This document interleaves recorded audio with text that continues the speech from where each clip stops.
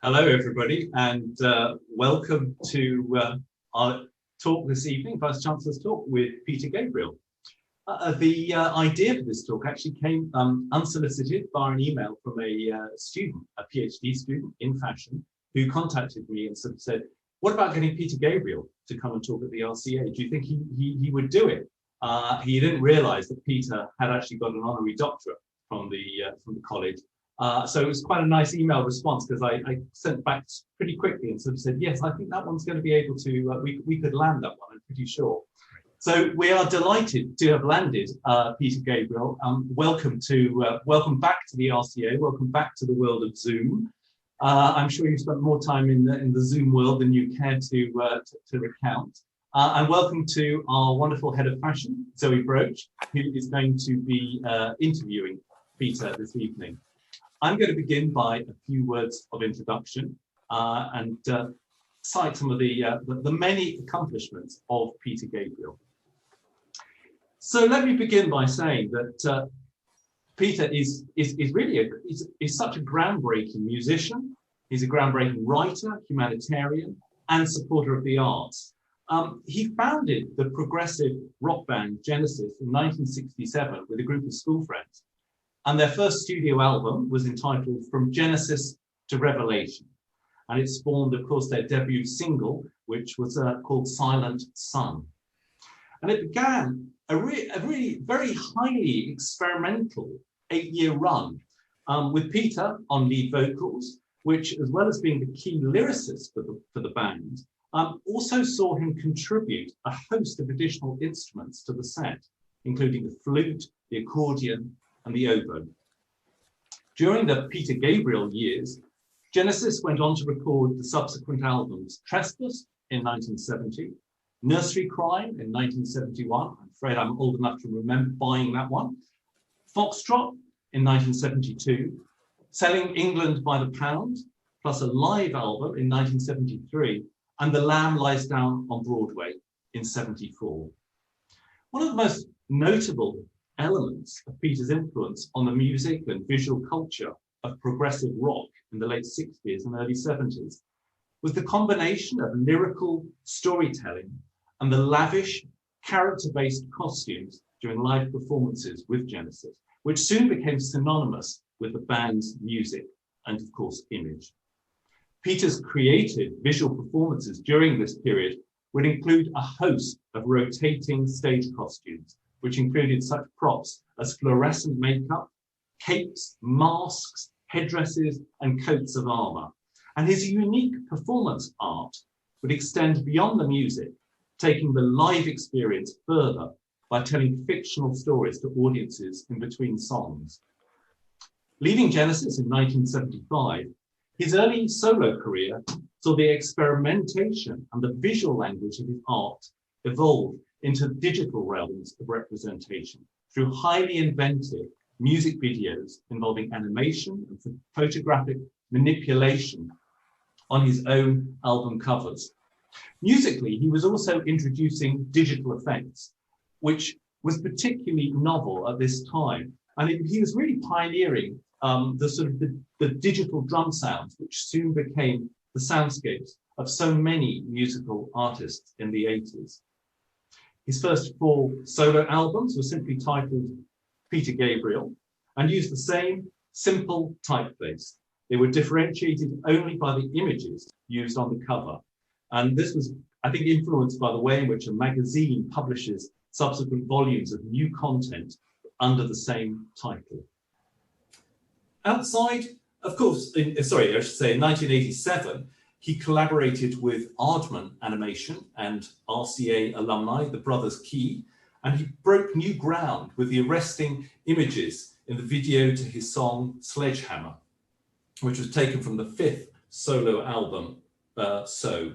The video won a record-breaking number of industry awards, and by the end of the century was voted MTV's greatest animated video of all time. Outside his own musical career, Peter Gabriel founded in 1980 Womad, World of Music, Arts and Dance, hosting international festivals in a plethora of countries around the world. 6 years later, he conceived Real World Studios, which provides state-of-the-art residential recording facilities for musicians from around the world, and have hosted Amy Winehouse, Kanye West and Beyonce, Van Morrison, Robert Plant, and Mumford & Sons. And Peter subsequently founded his own record label, Real World Records. In 2016, the RCA's then Dean of the School of Visual Communication, Professor Neville Brody, was invited by Peter to devise the visual material for Rock, Paper, Scissors, Peter Gabriel and Sting's live cross North America tour in the summer of 2016. The School of Communication assembled a diverse, highly skilled team of staff, students, and alumni to compose the incredible visuals that were then run across 14 large screens during each of the 26 shows performed at different venues across Canada and the United States. Peter, you've actively engaged in a wide spectrum of human rights and environmental issues over the course of your career. In '92, you co-founded Witness, and along with Richard Branson, you were a primary driving force behind the formation of the Elders, formally launched in 2007 by Nelson Mandela, a gathering of world leaders looking to the traditional village leader model to ease human suffering on a global scale. It's not surprising that in 2018, you were awarded an honorary doctorate here at the Royal College of Art in recognition of your unique talent and contribution to the worlds of music, performance, stagecraft, and visual culture. And I'm really pleased and really honored to welcome you back 2 years later for this webinar talk with Zowie. Thank you very much indeed. No, very happy to be here. Thank you. Thank you for the intro. Thank you, Paul, and welcome, Peter. A kind of phenomenal life. And I have to say, one that shows great leadership in your values, creatively, politically, and socially. My notes for you are labeled The Feeling Begins, right, which, as you will know, is the first track on The Passion, which is initially the soundtrack for Martin Scorsese, The Last Temptation of Christ. I played it all weekend. You said that this album was in itself a living thing. And when we hear Paul's introduction, it seems to me that collaboration is quite a crucial thread in your life, your work and world. So my question is collaboration in itself a living thing? Well, that's interesting. I think I've always been smart enough to work with people that are smarter than I am. And, you know, but it also makes the process, you know, if you with people that are fun, that are interesting, and the more able people seem to be, the more open they are to ideas wherever they come from. And so the process then becomes a really pleasurable thing. Sometimes, you know, parts of creating anything, as I'm sure everyone here knows, you're a lighthouse keeper, you're on your own. And there are times when you think it's the best thing ever, and there are times when you think it's a pile of shit, and you have to ride those waves. When you're collaborating, you know, there's other people that balance out the whole process. And I love that. Yeah, so, I mean, you seem to be quite good at finding and working with good people across all the dimensions of your life. And I have to say, we were lucky enough, as Paul mentions, to see you work with us here at the RCA. I just wondered, I think it was with Visual Communications that Joe King led a team of staff and alumni and students. Is there a difference between collaborating with the RCA as a team compared to someone that maybe when you collaborated with someone, maybe you've gone on that, like you say, a journey with them, so you've kind of got used to that collaboration? Was there differences? Were there surprises? Were there kind of ups and downs? I think there's always a process of getting to know each other and, you know, finding a shorthand and that enables you to get to where you want to go. But we had some time in rehearsals when, you know, I got to know everyone, and there'd been Rob, our lighting man, had been working ahead of time with some of the students. So I think, yeah, different collaborations produce different things, but it was a pleasure for me. And, you know, getting a lot of people coming from different experiences, different backgrounds, throwing in ideas was a wonderful opportunity. Yeah, I mean, in all the kind of articles actually on the RCA site, you seemed very generous with your time and creative process, I have to say. Yeah. Well, I think, yeah, the more you give us something, the more you get. Mm-hmm. So, although I was listening to The Passion at the weekend, for me, that was the sort of early 90s. I was like Tricky, Portishead, The Passion. And I have to say, through The Passion, I kind of really came to know people like Usain Daw. But for me, the kind of, when I was asked to do this, my immediate memory went back to my first summer in London. And it's really a moment that really marked me, I would say informed and formed me. And it was at the anti-apartheid gig at Clapham Common. Oh. It was the free gig, pre the big Wembley gig. And you sang and played Biko. And in my memory, literally, it must have gone on for 20 minutes post I think you eventually left the stage. The chanting of Biko echoing through Clapham Common. It's just so powerful for me. And just in light of today, I guess, I wonder whether you'd share with us a little bit about how that came about and what it meant at the time. And given what's happening in society at the moment with the BLM movement, the kind of power of music and what relevance it could have in these times, I guess. Well, I think I fell into it, really. I was following the story.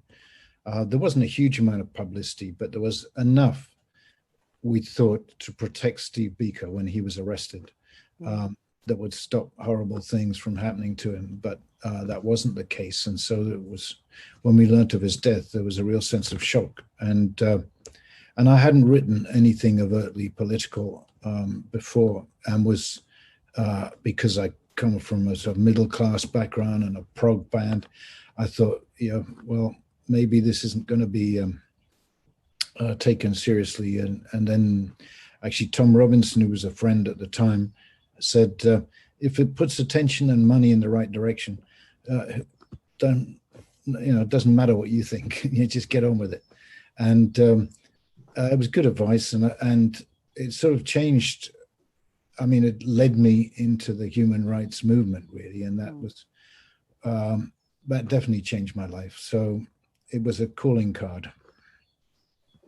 But but in relation to Black Lives Matter, clearly there's a ton of work that still needs to do, because racism, I think nationalism, populism, they're all going in the wrong direction in a lot of countries. And I do think there's an interesting film at the moment, The Social Dilemma, which is on Netflix, but just showing you how social media very easily are manipulating us into extreme positions. We only get to hear the stuff that we want, that our communities will reinforce and push us to more extreme positions, and we can get excited very easily, and I think it's quite dangerous. So it's very important that people do speak out now. And, I think in some ways we start off, we're all born a bit suspicious of anything that's different from us. And I think you have to, so I think there's a sort of natural element of racism, but you see it in kids later on in school. It becomes invisible. And I think you have to work. You have to be honest with yourself and your reactions. And the same with sexism and misogyny too. I think a lot of it is sort of deeply inbuilt, and it takes a little work to try and figure out if what you're doing is right or not.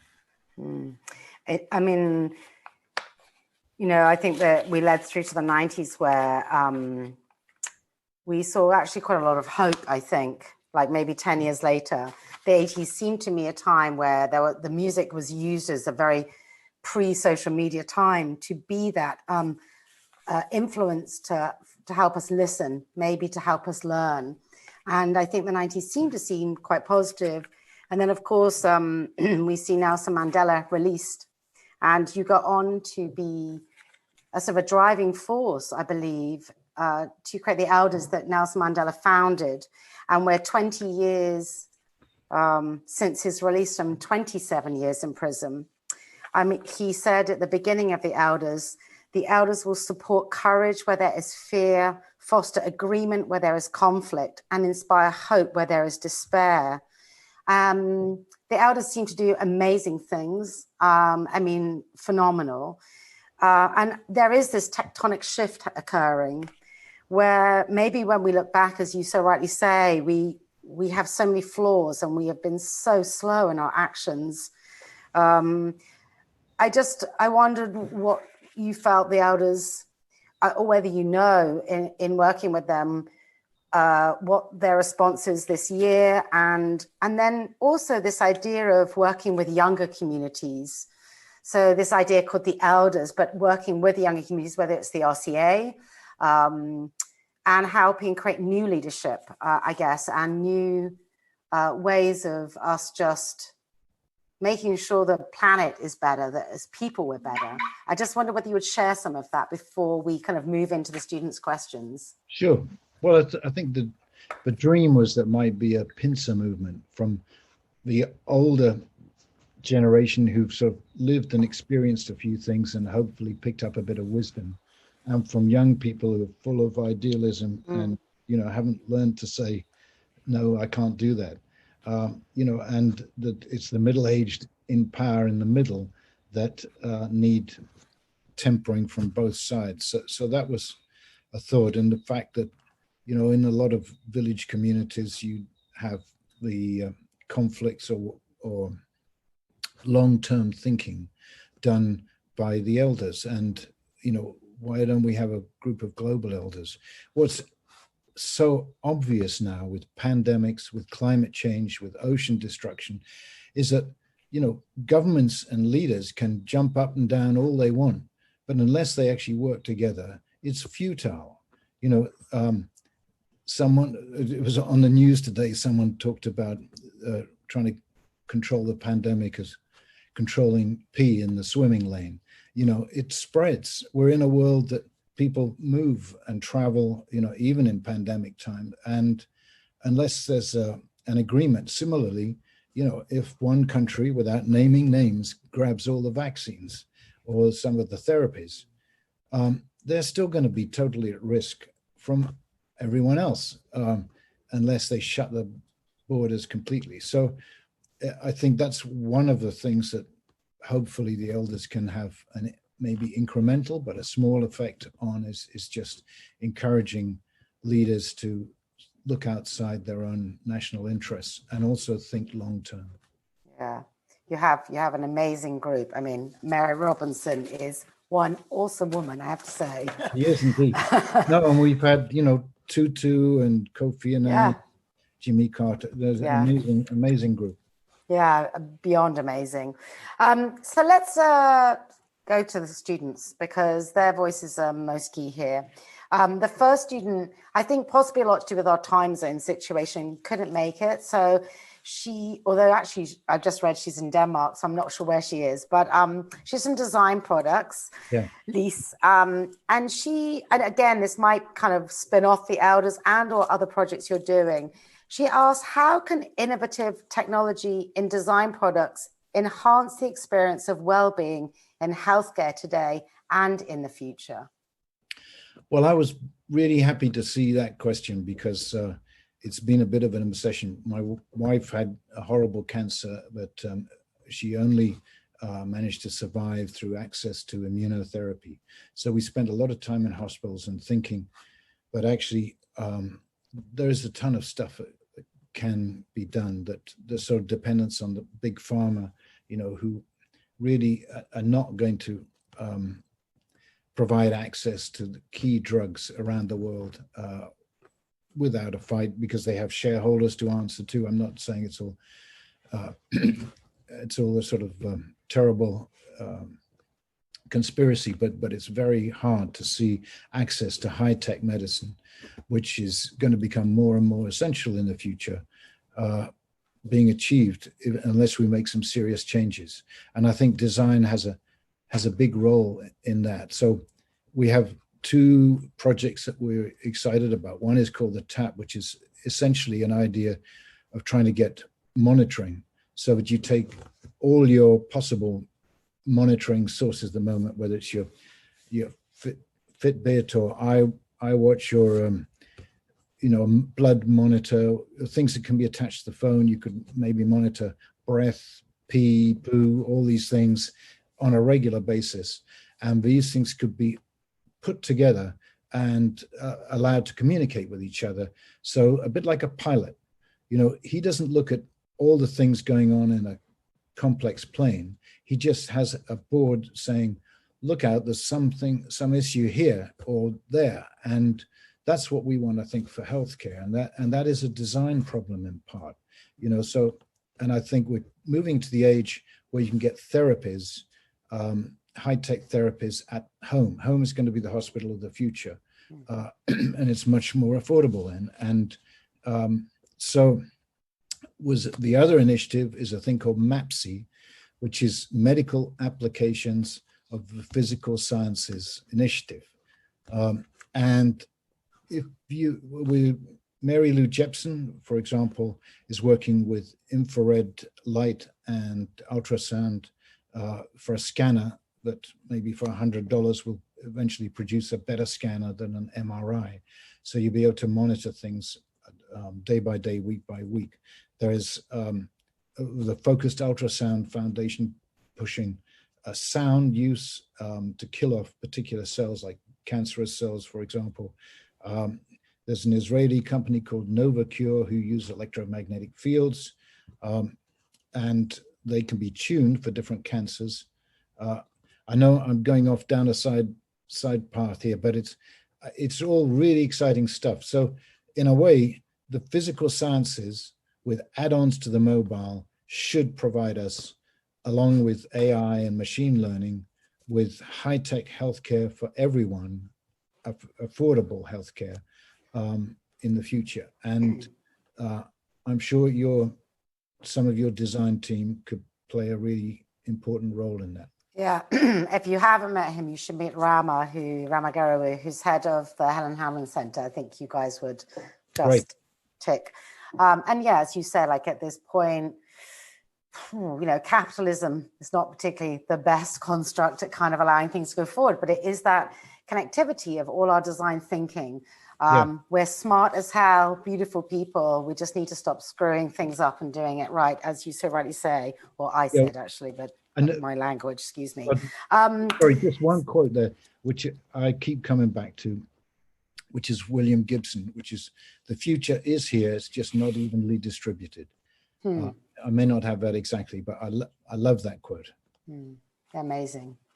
So Miyaki is actually with us. Miyaki Lee is from China. She's actually from Viscom, the school that you worked with on rock, scissors, paper. Great. She wasn't part of the team, but she's here to ask her questions today. She is the one with the super strong curiosity for nature. So shall we hear her question, and then let's see if we can get the film on. I'm not sure whether we can or not. But Miyaki, thank you so much for joining us this evening. Hello. Hi. Please ask Peter your question. Hi there. Okay. My question is how to combine the digital media art with nature. Right. I think this is a super exciting area. And one of the ways that I really like to explore, or would like to explore more, is letting nature be an active participant. Whether it's pieces that are allowing control parameters from the weather, from sun, from interaction with things growing, or with other species. And that I had this interaction with some bonobo apes, which totally blew me away and transformed things for me. And I'm hoping that we can show you a little bit of it. But it was just the musicality. I was just trying to get them to improvise. These were apes that had mastered quite a few words in English, and we're using a sort of symbol pad to communicate. And I cold called and just said, can I come down and try doing some music? And they said, sure, with Sue Savage Rumbo. And I went down about 5 times. So maybe I can just show you a little bit. Yeah, guys, do we have the clip? Are you going to share screen, Peter? Are you going to try it? I don't know if it had been sent through. Well, I can. Alex is going to do that, sorry. Perfect. Alex is going to share screen. Yeah. So while we're just waiting for him to share screen, I think it's that beautiful way when we see the, here we go.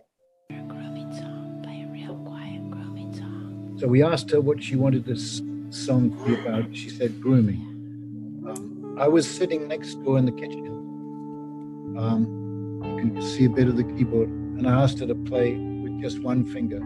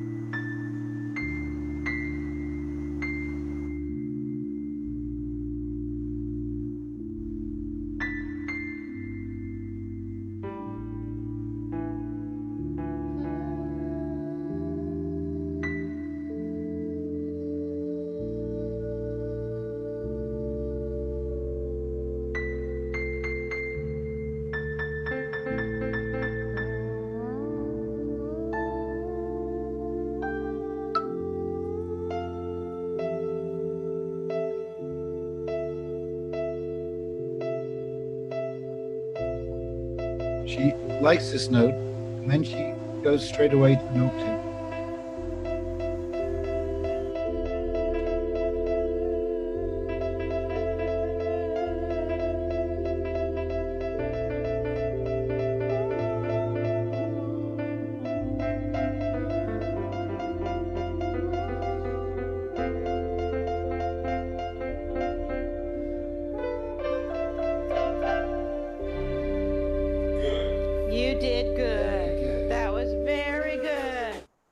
So she went she went then to the good button because she thought we'd had a few goes at it, and she knew she had a good one. And it just, the whole experience really transformed my attitude towards non-humans. And so we've started then a thing called the Interspecies Internet, which is to try and get interfaces. And again, I'm sure we could get some help from the design department that would allow non-humans, so apes, elephants, dolphins, whales, octopuses, and so on, all to participate and get access to some of the technological tools. Because I think we have to find a way back into nature if we're going to survive and keep our planet alive. And I think, we've been sharing it with these other species that we've just assumed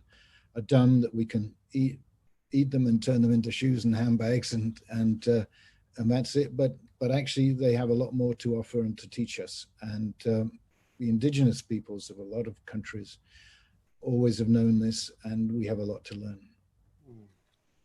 Yeah, I think, wonderful.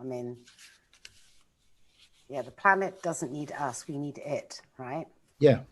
And it's very interesting. We have someone coming on later who's very much looking at bio. And I'm a big believer that if we work with nature and listen to it, we have so much we can understand, and we have maybe a better kind of responsibility and relationship to understand. But again, that needs kind of sharing.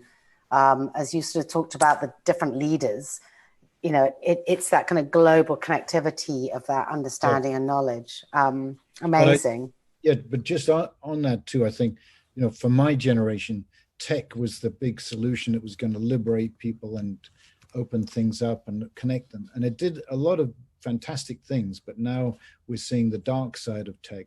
But in a way, you know, and like Wired magazine was the sort of Bible at the time. Mm-hmm. Now Jane Metcalf, who founded that, has got a new magazine called Neolife, which is looking at biotech, genetics, and that, I think, you know, for my son's generation is going to be the exciting, or have the same sort of society changing excitement that computer technology had for my lot. Mm. Yeah, here. So we go from nature to a different sense. Thomas, who's studying architecture, he's actually asked, he's going to ask the question. He's exploring sensory places in his first year here at the RCA. Thomas, do you want to, thank you for coming. Would you like to ask Peter your question? Hi, Peter. Hi there. Hi, Thomas. I have to say your music and work has punctuated my life, and even more my own work for the last 10 years since my dad introduced me to it. Thank you very much. I'm now here studying architecture, and I'm very interested in sensory spaces. So my question is, what do you think makes an interesting sounding space? Right. Well, it's a funny thing because I think sound is the last thing that architects tend to consider. And they suddenly look at what they've created and think, oh shit, no one can hear anything, and start often soundproofing. But then I think like an anechoic chamber is a really interesting space. For those who don't know what it is, it's just this sort of deeply muffled. I mean, the sound it's designed to absorb sound wherever it is. But they say that people go crazy if they're there for 30, 45 minutes, because we're used to getting all these reflections from buildings and rooms around us. And that's part of what seems to bring things to life. So I think I don't know the answer, but maybe the investigation is just to do exactly the same room in different sounding materials. I mean, we and a lot of others have spent a lot of money trying to get variable acoustics, and truthfully, in a recording studio, very few people have time to fiddle around with the acoustics. They're just desperate to get basic things done and down. But it is an area that I think could do with a lot more research, and also the sort of psychological impact of these different environments. There's a great book I was introduced to by an architect called Pattern Language by Christopher Alexander, and he's not so much talking about sound, but the other one is How Buildings Learn by Stuart Brand.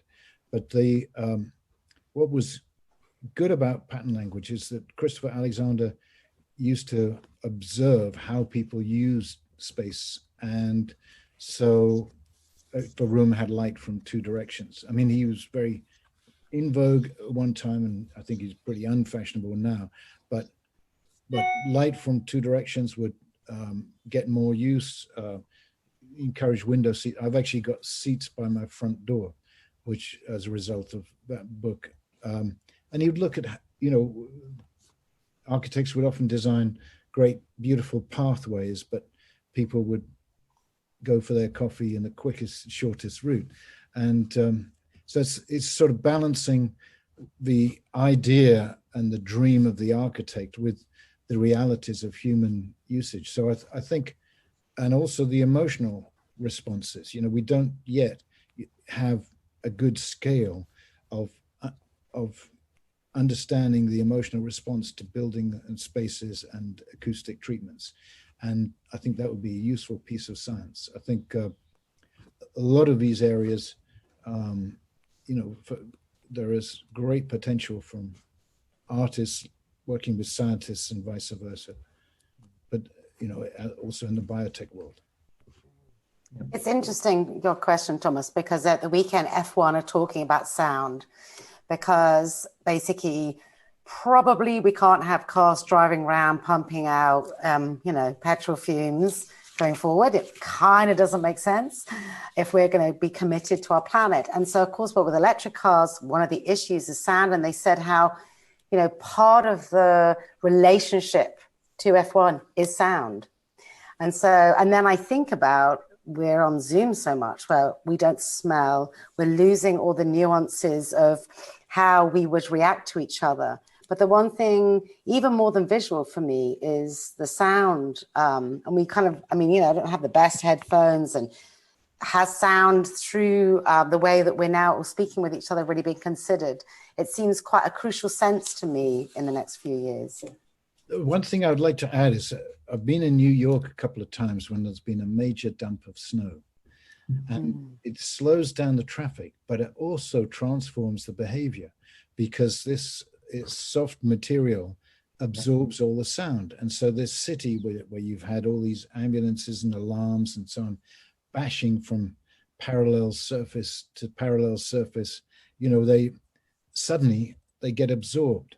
So it made me think that a nice city to live in would be a soft city, that all exteriors would by law have to be absorbent and soft, and hopefully non-flammable. But it's something that, I think it does affect the way, I mean, snow in New York, people start acting a lot friendlier, and maybe you can't get everywhere, but it's, I think, something to learn from. That's a beautiful thought. Thank you, Thomas. Thank you, Peter. The next question is a slight move away from sound to fashion, actually. Jingyi Jing, who's in China, she can't be with us. So she just asked simply, and I'm asking on behalf of her, what is fashion to you? I was kind of fascinated to be reminded of your fluorescent cape making. You had some pretty powerful looks back in the day, I have to say. And some pretty tacky ones too, really. But it all swings around and goes in and out of vogue, as you know. But I guess, what is fashion to you? Well, the easiest answer, my wife is a designer, actually, so it's whatever she tells me it is. And then you could also say it's a way of turning insecurity into cash. But I think it's important, actually, also in that people are encouraged to express themselves. I remember I went to a Frank Zappa concert many years ago, and it was sort of hippie time. And he got this army guy to come on, and he was wearing a uniform. And, you know, all aspiring hippies started to boo him. And Zappa, who was a strong-minded musician, for anyone who doesn't know, said, don't think for a moment you're not wearing a uniform. And I thought, good on you, you know.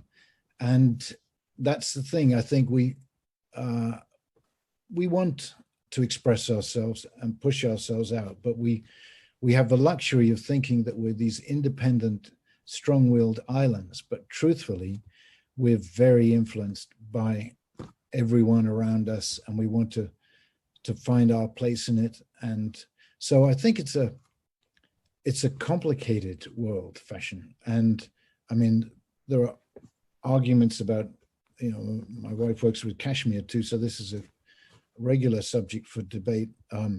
But I think it has an important role in allowing people to become more of who they are. And that's the part of it, you know, I would never claim to be an expert or stylish, but I do appreciate people who do have that talent, and that they're creating stuff and changing things and giving people the means to become, because I know when you wear clothes that you feel good about, then it changes the level of confidence and how you project yourself in the world. And in the same way you can read a lot from people's faces and their body language, you can also read a lot from their clothes. So what's complicated, as you mentioned before with capitalism, is that it does also separate. So you have arguments about school uniform, and are the rich kids always going to be in the, $200 sneakers and hoodies, and the poor kids not going to be able to keep up, and so there's a lot of tensions in it, but and then you have this new world coming where the clothes are going to speak for themselves and reflect what's going on with us, and how much of our emotions do we want to communicate through our clothes, through electronics and light and all sort of things, and also the healthcare aspects of clothing, that and these materials that may change and evolve as you wear them. So lots of interesting things happening, I think, but some ethical and moral considerations at the same time. Yeah, you gave a very strong answer there. I mean, for me, I think, the future in the right hands is powerful. But I think just the very human of us, the expression of ourselves is important. If you move it away from industry to its pureness, particularly at a certain age, it's kind of, it becomes our protection or our disguise. I always say fashion's like, look at me, but don't look at me, exhibitionism and solitude. And that's where the confusion lies. So. But that's interesting. I always wanted a restaurant like that, where you could sort of either be with lots of people in one part of the room, and then you go next door and you can be on your own and no one's allowed to interrupt. Oh my God, that would go down a storm, let me tell you. It'd be very interesting to see who goes where. I think it would always be the opposite of what we would assume. So Mingyu's with us today. Mingyu's from China. She's from Textiles Soft Systems. So talking a little bit about what you were just discussing there. She's a student with a product design and an engineering background, but she has really strong interest in music interactive projects, but they're based on smart textiles. Mingyu, so nice to see you this evening. Would you like to ask Peter your question? Well, could you tell us just very briefly how the music works with the textiles? Actually, in my personal project, some conductive ink or yarn could be used and applied onto the surface of the textile, so that I can embed some music pieces or music tone with the computing programming, something like that, and use the fabric as a sensor to record some human's behavior and activate the sound in the computer. Cool. Amazing. Oh, that's great. Okay, go ahead, Mingyu. What's your question? Okay. Thank you. My question is, how do you keep creativity and practice to think out of box? Well, I think it goes back to the surrounding yourself with interesting, smart people. If I always think artists should be like dogs in the park, they sniff something interesting and jump on it. And now, when it's difficult in COVID times, you need maybe a little more research, but I always had to push myself, when I was trying to get to researchers or whoever it was doing the interesting work. And I would go through my normal stuff of, they won't be interested to talk to me. Why should I, and then all those negative things that you feel about yourself and what you could do, you have to just throw away and follow the thing that excites and interests you, and find the people that are doing the really interesting work. And I think this marriage between science and art, is only just beginning and going to be very rich. So, sort of work it sounds like you're doing, and a lot of other people are beginning in different places, could be integrated and explored. So mix and match and go for it. I think just don't hold back, because we are our worst enemies in that department. It's interesting that you say surround yourself. I guess, I would say that I think one of the things the students say in surveys or feedback, so if you discuss with them, the reason they come to the RCA above anything else is the other students. Yeah. So they are almost, by coming to the RCA, they're sort of surrounded by a bunch of amazing crazies, just asking all the kind of new questions. So maybe dogs in the park is the new way to describe the RCA. Thank you so much, Mingyu. That was super great question. Thank you. Thank you. Next question is, we're now about to hit bio lady, Veronica Rana. She's amazing. She's now doing her PhD in Viscom, again, the school that you worked with in 2016. And she's researching transdisciplinary between design, exactly like you said, design, science, tech, and art. She's examining biotechnologies, biofabrication, and biodesign through the lens of science and tech. And her aim is to develop experimental methods for constructive, critical, and collective modes of futuring that democratize innovation. So good to see you, Veronica. Thank you for coming. Welcome. Would you like to, I'm sure Peter has lots of questions for you too, by the way. Yeah. Maybe ask your question first and let's see where that goes. Thank you. Oh, yes. Hello. Hi, Peter. Hi there. Hi. I'm actually super excited about this conversation today because Sledgehammer has been actually one of my most favorite music videos of all times, I have to admit. Thank you very much. So that brings me actually straight away to my question, because I always wondered about this music video. There seem to be quite a few biotech and computing references in there that I've always wondered about. Like, for example, biological footage and grid flooring and things like that.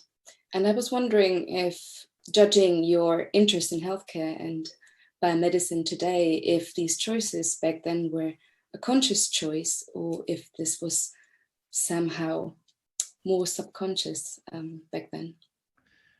I think there was always an interest, but Stephen R. Johnson, was a brilliant director of this, and he and I both love tech and we love nature, and this storytelling idea that maybe you start with cells and the sperm and the egg, and then you end up in the stars. And there was a thing which I think I'd seen Laurie Anderson do something with. I think that was the origin of it, but so I started wearing all these stars, and it was in a black silhouette. But as soon as when I'm moving, you can see the human body, and when I stand still, I just disappear into the stars, and that was so that was the end point, and it felt we wanted this, it was ambitious for a pop video, this sort of journey, and then we had with brothers Cray and Ardman brilliant collaborators that brought their own worlds into that piece, and it was 2 weeks of real craziness. But Stephen and I started mapping out, a basic storyline, and then all of us then got into sort of sketching mode, and then the thing was weeded down and left us. Not everything worked as well as it should have done, and this stop motion technique was so slow and painful, particularly when it was my face that had to be painted or repainted frame by frame. But it was so much fun, and it again, it was really a collaborative team piece of work, which I get also when I work with Robert Lepage, because we work in his studio in Quebec, and it's just brilliant experiences. So, but I'd love to learn more about what you're doing and how you're integrating the science into the art. Yeah, because I think I've seen you doing this from a music perspective, and I found this hugely fascinating. This kind of feeling of mixing science, art, music, all in one go. Yeah, well, my dad was a sort of inventor, engineer, and my mum was more of a music side and animals. So, yeah. Well, another time, Peter, you should come back, and Veronica, you can share more about what your Yeah, study I'd love is. to learn something. She's amazing, without a doubt. So thank you. And maybe what you could do with Sledgehammer is like show us all the outtakes. Yeah. You know, not the perfect bit, but like it was very pleasurable for us to watch, but very, very painful for you. But like, yeah, all the kind of construct, all those layers, it was pretty complicated. Yeah. So I'm going to bring Paul back because we're now at our last question or questions. Yep. And they're kind of two similar questions that are just going to end our evening. And I thought it would be nice for Paul to join us as we come to an end. Great. Great to have you back, Paul. So there are two students we're going to bring up, one called Ants and one called I, which I have to say I love as a duo, Ants and I. Ants Janavika, she's from Information Experience Design. In her first year, she says that I'm from the strange cousin of Europe, Latvia, which I also love. And the goal of her design process is to tell meaningful stories which again educate and critique and ask difficult questions. And then Nakada is also from Information Experience Design, and she has an interest in cognitive psychology and how we connect psychological methods with user interface design. If you could ask your question, and then Ants, you ask your question, and so both questions go to Peter, and he will then answer. So firstly, you. Okay, thank you. My question is, do you have any advice on researching and creating products given changing the condition due to the COVID? Thank you. Thank you. And then Ants? Yes, thank you. First of all, thank you, Peter, for your time and sharing your knowledge. And the question is like, what is your advice for, first of all, activists, designers, and artists starting their careers in these super turbulent times? Yeah. Well, on the COVID side, we have, in fact, one of the partners in the interspecies internet is a guy called Neil Gershenfeld, and he runs a thing called Fab Labs at MIT. And what they do is they have a basic kit of making, to make all sorts of things, from very small to very large, which gets sent out to groups, I think there's over 300 around the world. Mm-hmm. And they can generate ideas and then instantly get them out through the Fab Labs network. So that struck me as an interesting, and they've come up with a few ideas of sort of shields and, in many areas of how to respond to COVID. And I think it's one of those things too, because the medical information has changed almost every month, and we have different sense of understanding. So trying to get a design process that can be that fast in evolving and changing and then get it into physical objects. We have a friend who's an ENT surgeon, and he's been designing shields that have been made quickly and gone out to hospitals so that nurses and doctors can get to where they need on the patient without risking getting infected from breath or spit or whatever. So I think, and again, mixing science and art, I know it's a regular thing for me, but and so the other one was about how to start in this time, right? And I think Ants, do you just want to repeat the question? Yes. Thank you. From your story background there. Yeah, you answered already the question partly, because in your talk before, but what's advice for the mostly activists, designers, and artists starting their careers nowadays in these turbulent times? Well, at risk of repeating myself, I think it's partly just go for the things that really interest you. As I said, the dogs as gurus, but it's just, and don't be afraid. Don't limit yourself, because there's lots of interesting work being done in many different areas, and people that want interesting collaboration. So I think, you know, as a young man, I didn't push myself very far, and now as I get older, you know, if someone interests me, or a project interests me, or a subject interests me, I go and chase it. And I think now in COVID times, we need people to do that more and to make the connections, because you know, there is a lot of very smart, innovative brains out there, and it's your job in part to connect them together in a way that will produce interesting stuff that will save lives. Amazing. I did see that you've just done, you've started a fund, a training bursary scheme. So it's not so much for designers, but for crews and artists in the Womad.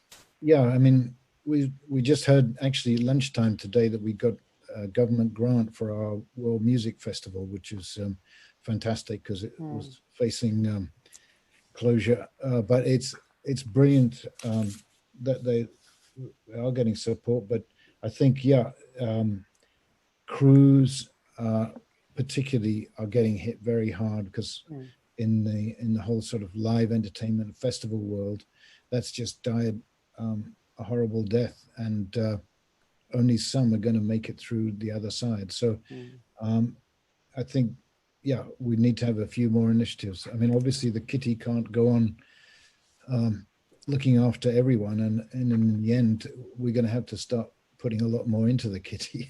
So, but then maybe that comes back to both your questions, which really is about communities, which is like you're part of a big musical kind of human rights community, and at the RCA we spread across so many different communities, and it's, you know, we're all privileged in our ability to be creative and have ideas, I guess. And so maybe this is a time where having you here, Peter, and hearing you as an inspiration for the students and vice versa, it's like that seed sowing that just develops the confidence to share and communicate further.